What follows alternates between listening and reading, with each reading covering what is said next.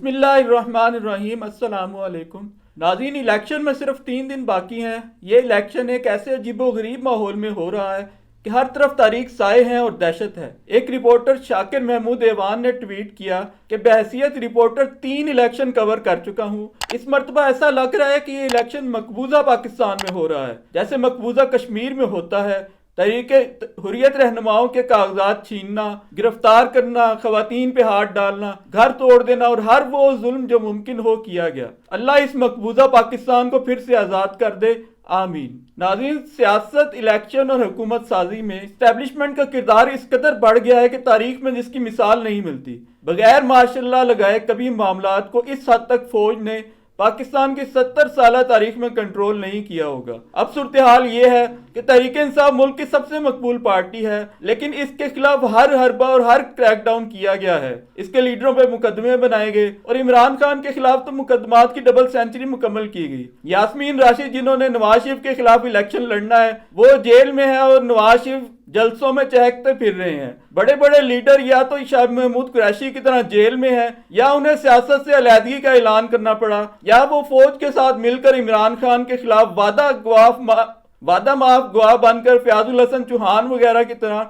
इस्तेहकाम Pakistan party में शामिल हो गए। अब सूरत हाल यह है कि 70 से 80% तक मकबूलियत तो तहरीक इंसाफ के पास है, लेकिन इस्टेब्लिशमेंट के आशीर्वाद और सपोर्ट नवाज शरीफ के साथ है। ये एक ओपन सीक्रेट है कि नून लीग इलेक्शन जीतेगी और नवाज शरीफ वजीर आजम बनेंगे, लेकिन इंतखाबात को इस्टेब्लिशमेंट इस हद तक कंट्रोल कर रही है कि इस्तेहकाम पाकिस्तान पार्टी और नून लीग की सूरत में 2 ग्रुप बनाए गए हैं जिनमें सीटें तकसीम होंगी। कोई भी सियासी जमात सादा अक्सरियत लेने की पोजीशन में ना होगी, यह सबको पहले से पता है। क्या ऐसे इलेक्शन को इलेक्शन कहा जा सकता है? नवाज शरीफ को फौज वजीर आजम तो बना रही है, लेकिन नवाज शरीफ पर फौज के इत्माद का हाल यह है कि तहरीके इंसाफ से इलेक्टेबल्स छीन कर नून लीग की बजाय इस्तेहकाम पाकिस्तान पार्टी में शामिल कराए गए। जहांगीर तरीन, जिन्हें नून लीग चीनी चोर और इमरान खान की एटीएम कहा करती थी, वो कह रहे हैं कि हमारी हुकूमत बनेगी और नवाज शरीफ हमारे लीडर होंगे। अल्लाह से दुआ है कि उकाब और शेर की जोड़ी को वो कामयाब कर दे। हालांकि इस्टेब्लिशमेंट की फ्यूज और बरकत के बाद दुआ की जरूरत से उन्हें बेनियाज हो जाना चाहिए था। अदालत का हाल यह है कि चीफ जस्टिस काजी फायज ईसा ने अपने एक फैसले से तहरीक इंसाफ को इलेक्शन से निकाल बाहर किया।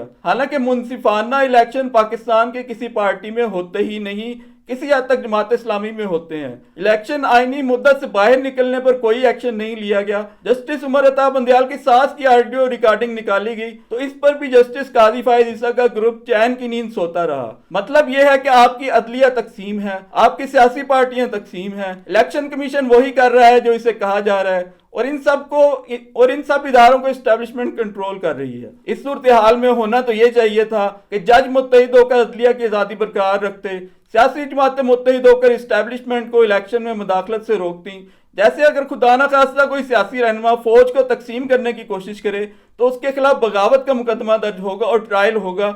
लेकिन मैं हैरान हूं इस बात पर कि सियासी पार्टियों ने इतनी आसानी और सहूलत से फौज की आखिरी दर्जे की मुदाखलत कबूल कर ली, जैसे ये कोई खास बात ही नहीं। पाकिस्तान जो कि मेच्योरिटी की कई मनाजिल तय कर चुका था, इंतहाई आसानी के साथ उसे वापस 80 की दिहाई में पहुंचा दिया गया। पीपल्स पार्टी खुद को आइन की सबसे बड़ी मुहाफिज करार देती थी, वो पीटीएम की हुकूमत में शामिल हुई। बिलावल भुट्टो वजीर खारजा बनकर पूरी दुनिया के दौरे एंजॉय करते रहे।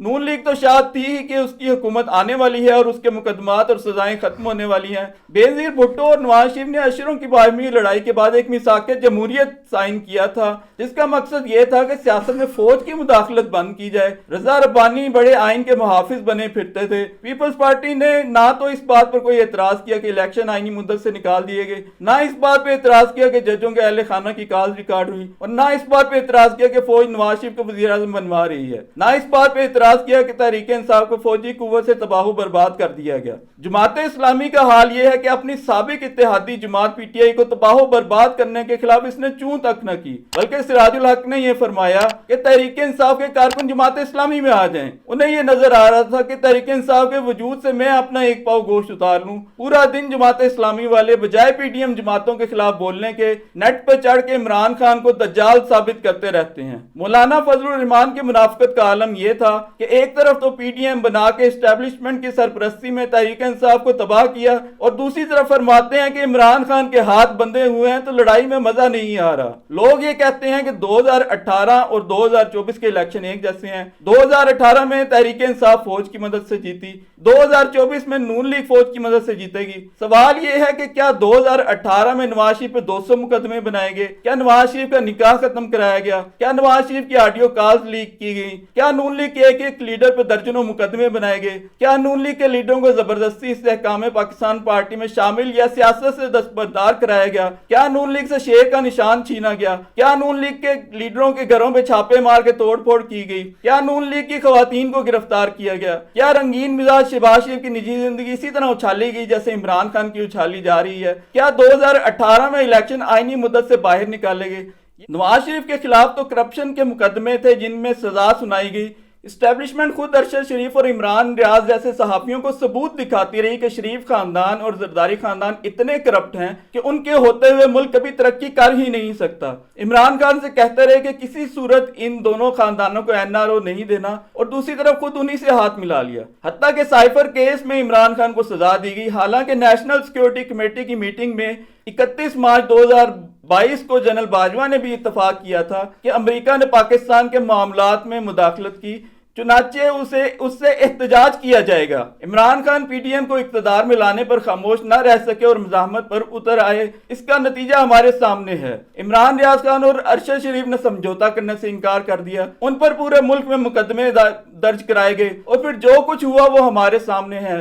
बुजुर्ग सहाफी अयाज अमीर के कपड़े फाड़ दिए गए। ये एक बड़ी खौफनाक सूरत हाल है। 47 अरब रुपए की लागत से एक मुकम्मल फ्रॉड इलेक्शन मुनक्किद होने जा रहा है जिसकी कोई कबूलियत नहीं होगी। फौज, अदलिया और सारी सियासी जमातें मगर इस पर राजी हैं। इस मुल्क पर जिस पर 63,000 अरब रुपए के कर्जे हैं, जिसे एक साल में 27 अरब डॉलर वापस करने हैं, उसका सबसे मकबूल सियासी लीडर जेल में पड़ा है। अदलिया, इलेक्शन कमीशन और सियासी जमातें फौज के इशारों पर एक फेक एंड फ्रॉड इलेक्शन पर पूरी तरह राजी हैं। ऐसे इलेक्शन के बतन से क्या निकल सकता है? अल्लाह इस मुल्क पर अपना रहम करे। इसके बावजूद मैं ये कहूंगा कि तमाम लोग अपनी पसंदीदा पार्टी को वोट लाजमन डालें और इलेक्शन के बाद आइंदा का